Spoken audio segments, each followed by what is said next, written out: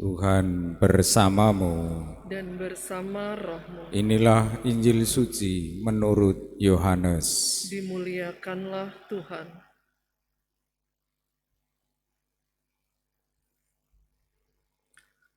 Ketika Yohanes membaptis di sungai Yordan, ia melihat Yesus datang kepadanya. Maka katanya, "Lihatlah anak domba Allah yang menghapus dosa dunia. Dialah yang kumaksud ketika aku katakan, sesudah aku akan datang seorang yang telah mendahului aku, sebab dia telah ada sebelum aku. Aku sendiri pun mula-mula tidak mengenal dia, tetapi untuk itulah aku datang dan membaptis dengan air, supaya ia dinyatakan kepada Israel." Dan Yohanes memberi kesaksian, katanya, "Aku melihat roh turun dari langit seperti merpati, dan roh itu tinggal di atasnya. Aku pun sebenarnya tidak mengenal dia, tetapi yang mengutus aku membaptis dengan air telah berfirman, jikalau engkau melihat roh turun ke atas seseorang dan tinggal di atasnya, dia itulah yang akan membaptis dengan Roh Kudus.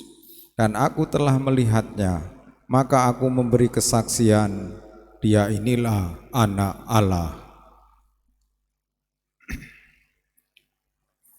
Demikianlah sabda Tuhan. Terpujilah Kristus.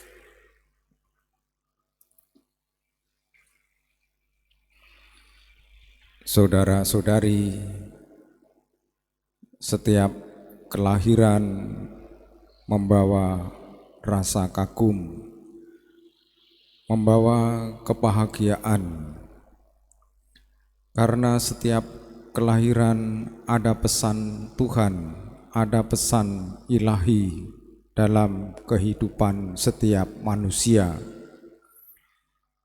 Semua bahagia, semuanya bangga.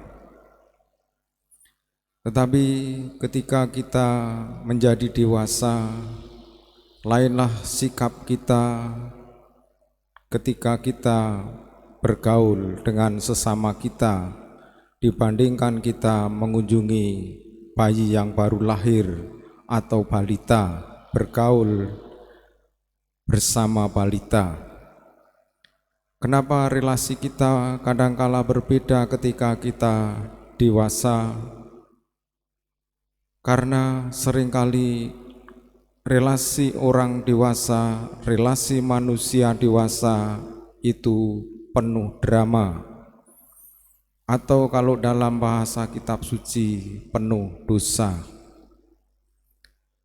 Maka ada istilah yang dikatakan dalam surat pertama Rasul Yohanes tadi adalah kelahiran baru.